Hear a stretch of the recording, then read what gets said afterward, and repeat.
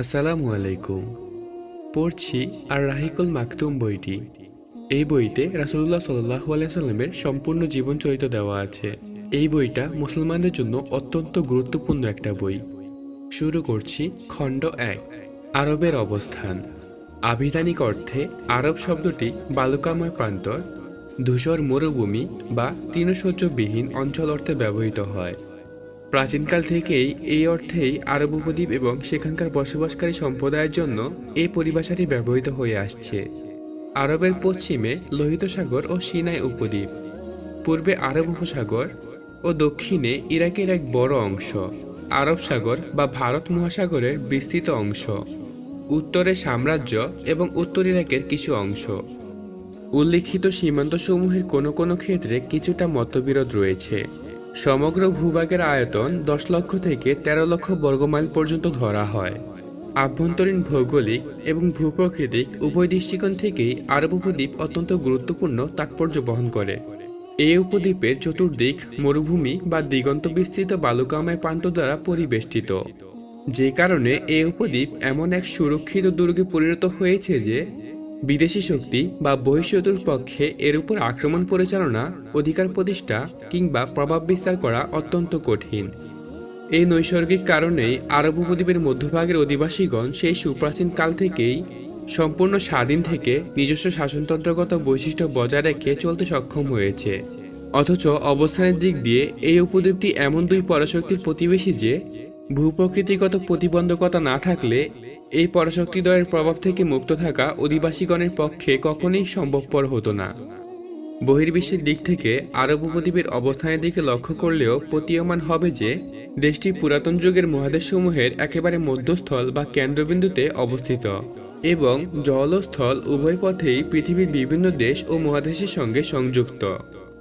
এর উত্তর পশ্চিম সীমান্তে হচ্ছে আফ্রিকা মহাদেশ গমনের প্রবেশপথ, উত্তর পূর্ব সীমান্ত হচ্ছে ইউরোপ মহাদেশের প্রবেশের প্রবেশদ্বার এবং পূর্ব সীমান্ত হচ্ছে ইরান ও মধ্য এশিয়া হয়ে চীন ভারত সহ দূর প্রাচ্যে গমনাগমনের দরজা। এভাবে পৃথিবীর বিভিন্ন দেশ ও মহাদেশ থেকে সাগর ও মহাসাগর হয়ে আগত জলপথ আরব উপদ্বীপের সঙ্গে চমৎকার যোগসূত্র রচনা করেছে। বিভিন্ন দেশের জাহাজগুলো সরাসরি আরবের বন্দরে গিয়ে ভিড়ে। এরূপ ভৌগোলিক অবস্থান ও সীমারেখার প্রেক্ষিতে আরব উপদ্বীপের উত্তর ও দক্ষিণ সীমান্ত ছিল বিভিন্ন সম্প্রদায়ের ব্যবসা বাণিজ্য, কৃষি ও মতবিনিময়ের লক্ষ্যস্থল ও কেন্দ্রবিন্দু। আরব সম্প্রদায় শ্রেণীবিন্যাস। ঐতিহাসিকগণ জন্মসূত্রের বিবেচনায় আরব সম্প্রদায়সমূহকে 3টি শ্রেণীতে ভাগ করেছেন, যথা 1. আরবে বাইদা, 2. আরবে আরিবা, 3. আরবে মুস্তারিবা। আরবে বাইদা পরিচয় ও অবস্থান। তারা হলো সেসব ধ্বংসপ্রাপ্ত প্রাচীন আরব গোষ্ঠী যারা পৃথিবীর বুক থেকে সম্পূর্ণরূপে নিচ্ছিন্ন হয়ে গিয়েছিল এবং তাদের ইতিহাস সম্পর্কে জানার তেমন নির্ভরযোগ্য কোনো তথ্য প্রমাণও পাওয়া যায়নি।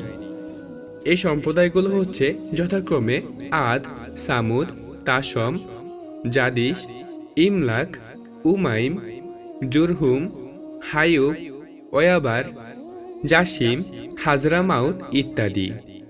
বিস্তৃতির অতল গহ্বরে তারা এমনভাবে হারিয়ে গিয়েছে যে তাদের পতনের পর উত্থানের আর কোনো সম্ভাবনাই বাকি থাকেনি। আরবে আরিবা পরিচয় ও অবস্থান। তারা হচ্ছে সেসব গোত্র যারা ইয়ারুব বিন ইয়াসজুর বিন কাহতানের বংশধর। তাদেরকে কাহতানি আরব বলা হয়। আরবে মুস্তারিবা পরিচয় ও অবস্থান। সর্বশেষ হচ্ছে সে আরব সম্প্রদায় যারা ইসমাইল আলাইহিস সালামের বংশধারা থেকে আগত। তাদেরকে আদনানি আরব বলা হয়। আরবে আরিবা অর্থাৎ কাহতানি আরবদের প্রকৃত আবাসস্থল ছিল ইয়ামেনে। এখানেই তাদের বংশধারা এবং গোত্রসমূহ বহু শাখা প্রশাখায় বিভক্ত হয়ে পড়ে। তাদের মধ্যে পরবর্তীকালে দুটো গোত্রই অধিক প্রসিদ্ধি লাভ করেছে। সেগুলো হচ্ছে হিমাইয়ার ও কাহলান। প্রথমেই হিমাইয়ার। হিমাইয়ারের প্রসিদ্ধ শাখাগুলো যথাক্রমে কুজাইয়া, সাদা শিখ এবং জাইদুল জামহুর, যেগুলোর আরও অনেক শাখা উপশাখা রয়েছে। দ্বিতীয়ত হলো কাহলান। কাহলানের প্রসিদ্ধ শাখাগুলো হলো হামদান, আলহান, আশআর, তাই, মাজহিস, লাখম, জুজাম, আমেলা, খাওলান, মাআফির, আনমার ও আজদ সহ আরও অন্যান্য শাখা গোত্র। যেমন আজদের শাখা গোত্র হল আউস, খাজরাজ, খোজায়া ও বনি গাসসানের বংশ। পরবর্তীকালে অধিকাংশ কাহলানি গোত্র ইয়ামান রাজ্য ত্যাগ করে আরব উপদ্বীপের বিভিন্ন অঞ্চলে ছড়িয়ে পড়ে। সাধারণভাবে তাদের দেশ ত্যাগের ঘটনা ঘটে সাইলে আরিমের কিছু পূর্বে।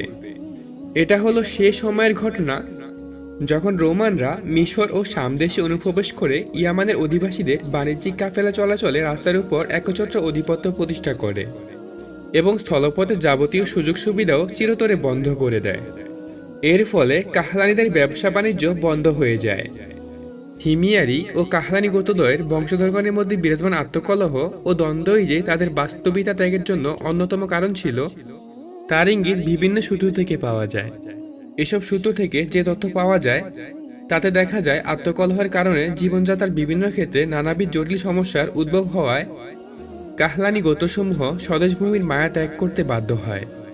হিমিয়ারি গোত্রসমূহ স্বদেশভূমিতে স্থায়ীভাবে বহাল থাকে। আল্লাহ তাআলা কুরআনুল কারিমে বলেন, সাবাবাসীদের জন্য তো তাদের বাসভূমিতে ছিল এক নিদর্শন, দুইটি বাগান, একটি ডান দিকে অপরটি বাম দিকে। তাদেরকে বলা হয়েছিল, তোমরা তোমাদের প্রতিপালক প্রদত্ত রিজিক ভোগ করো এবং তার প্রতি কৃতজ্ঞতা প্রকাশ করো, উত্তম নগরী এবং ক্ষমাশীল প্রতিপালক। পরে তারা অবাধ্য হলো, ফলে আমি তাদের উপর প্রবাহিত করলাম বাঁধভাঙা বন্যা এবং তাদের উদ্যান দুটিকে পরিবর্তন করে দিলাম এমন দুটি উদ্যানে যাতে উৎপন্ন হয় বিস্বাদ ফলমূল, ঝাউ গাছ এবং কিছু কুল গাছ। আমি তাদেরকে এই শাস্তি দিয়েছিলাম তাদের কুফরির জন্য। আমি কৃতজ্ঞ ব্যতীত আর কাউকে শাস্তি দিইনি।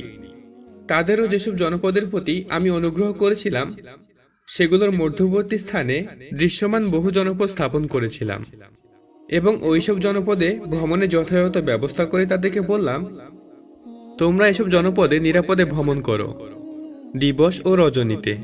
কিন্তু তারা বলল, হে আমাদের প্রতিপালক, আমাদের সফরের মানজিলের ব্যবধান বর্ধিত করো। তারা নিজেদের প্রতি জুলুম করেছিল, ফলে আমি তাদেরকে কাহিনীর বিষয়বস্তুতে পরিণত করলাম এবং তাদেরকে ছিন্ন ভিন্ন করে দিলাম। এতে প্রত্যেক ধৈর্যশীল ও কৃতজ্ঞ ব্যক্তির জন্য নিদর্শন রয়েছে।